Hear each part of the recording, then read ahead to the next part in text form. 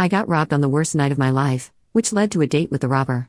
2 years ago, I returned home from my father's funeral, and as soon as I opened the door to my apartment, a guy holding a crowbar came out from my kitchen holding my TV. I live in the city, so robberies are pretty common. The guy began shouting at me and he clumsily dropped my TV and began holding the crowbar like it was a baseball bat. I was so stunned at what was happening that I didn't even move. The guy screamed at me to empty my pockets. From the stress of the last few days with my father passing away, I simply started crying. Not out of fear at what was happening, but because this was literally the worst time of my life. The worst moment. The worst minute and second. While crying hysterically, I gave the guy my wallet. I just sat on my floor and hugged my knees and told him, through my tears, to take whatever you want. He hesitated, looked down at me. He dropped my wallet and sat down beside me. Immediately, he began to comfort me. He began to apologize. He put my TV back on the table and told me it wasn't damaged. He told me that he lost his job and that his mom needed medicine that he couldn't afford and that they were homeless. He told me all of this while I just wailed. I cried for my father, who was lost. I cried for my future, for it was uncertain, and I cried because my home had been intruded on in the most violent way. For a good 10 minutes I sat on the floor with a guy who had every intent to rob me, telling me that it would be okay and that he was sorry. He begged me not to call the police. I just started screaming at him to get out. He ran away so fast that he left the crowbar. I threw it after him as he ran down the street. 2 days later, I came home from work and he was sitting in front of my door. I was so terrified that I pulled out my phone, but he had this look on his face of, I'm not sure how to describe it. Remorse, regret? He told me that he told his mom what he did, and his mom made me some soup. He handed me this tiny bowl wrapped in tin foil. Again, I was stunned and overwhelmed and angry that I slapped the bowl out of his hands and it shattered on the floor. I told him to leave or I was calling the police. He left. I remember he looked upset. I left the soup and shattered bowl outside my door, almost as a warning for him to not come back. About 3 months after that, I got a note in my mail slot from the guy. He told me his mother had passed away and that he was no longer homeless and that he had a job. He wanted to repay me for breaking into my apartment. He wrote down his address and told me that I was welcome to break into his place if I wanted, but he didn't have much stuff. This all overwhelmed me. I threw away the letter, but I remembered his address. I remember walking by there one day, out of curiosity. It was a ratty apartment building across the city. He was walking up to his room and he saw me. He waved. I turned away and left. He ran after me, apologizing again. Told me that he never meant to do what he did. He showed me the program from his mother's funeral that he kept in his wallet. He wasn't lying, she was real. He was real. He was a real person. I don't know what it was, but I believed him. We slowly began to grow together as people. I can't describe it. After a year of maintaining communication and learning about who he was, he enrolled in a local community college and began taking courses to earn credits before applying to university. I helped him study for his history class a lot. He's great at math and science though. I never invited him over to my apartment, however. No matter how much I got to know him, I was still afraid of him, and he knew that. He knew that I couldn't trust him. But tonight we went out for coffee because he said he had an exam in his World Civ class. When I got there, he said he forgot his book. We just talked for a bit, we laughed, and then he told me he wanted to cook for me. On a whim, I decided to invite him to my apartment. After picking up some things from the grocery store, he came over. I was so nervous that I was shaking. He noticed, he squeezed my hand, and then he made dinner. It was amazing. We talked, we laughed, we sat on the floor and watched a movie on the TV he tried to steal. We made jokes about it. And then he told me that he missed his mom.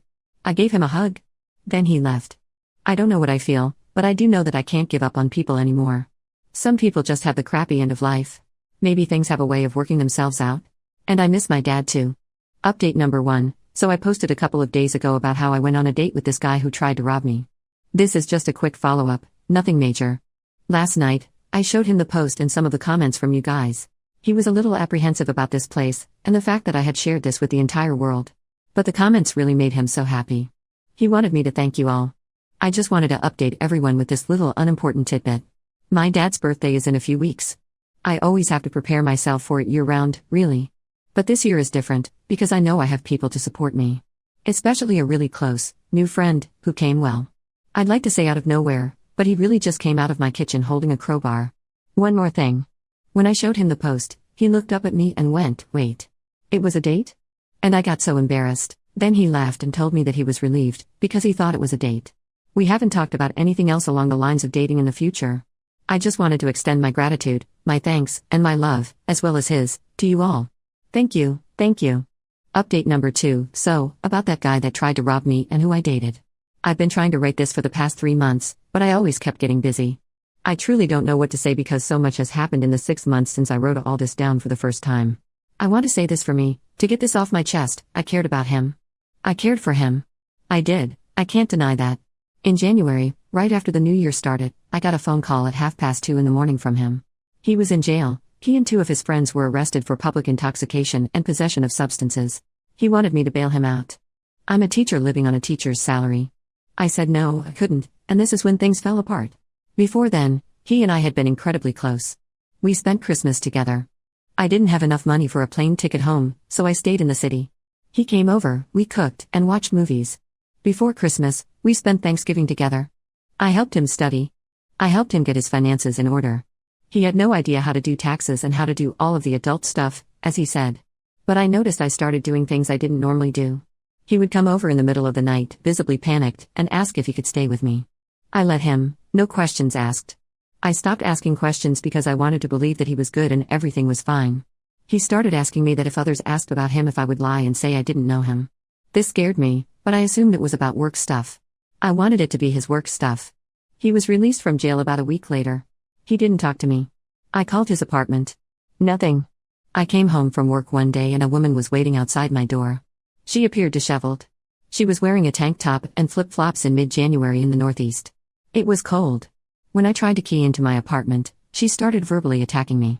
She told me to stay away from him. Like she owned him. She told me that she knew what I did to him, and that I would get what's coming.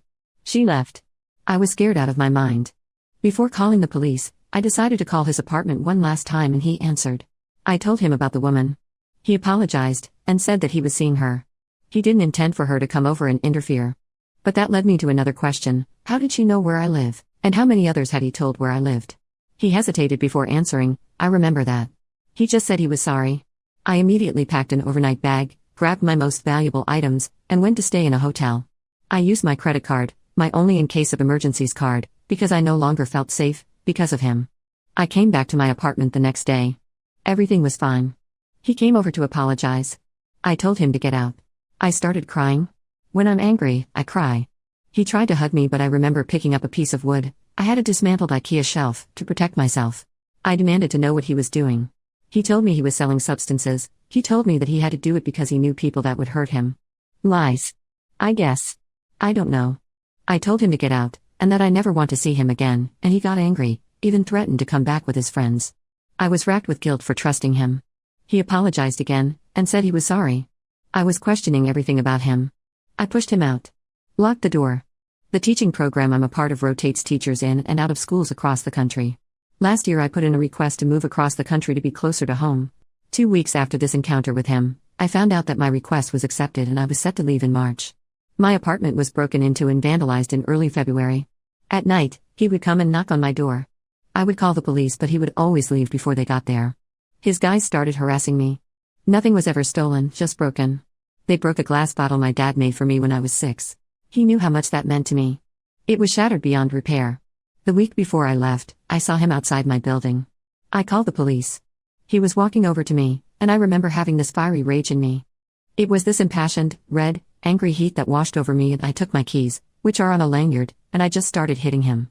I ended up cracking his eye socket. When the police questioned him, they realized he was the one that was harassing me, and he was wanted for a myriad of other charges.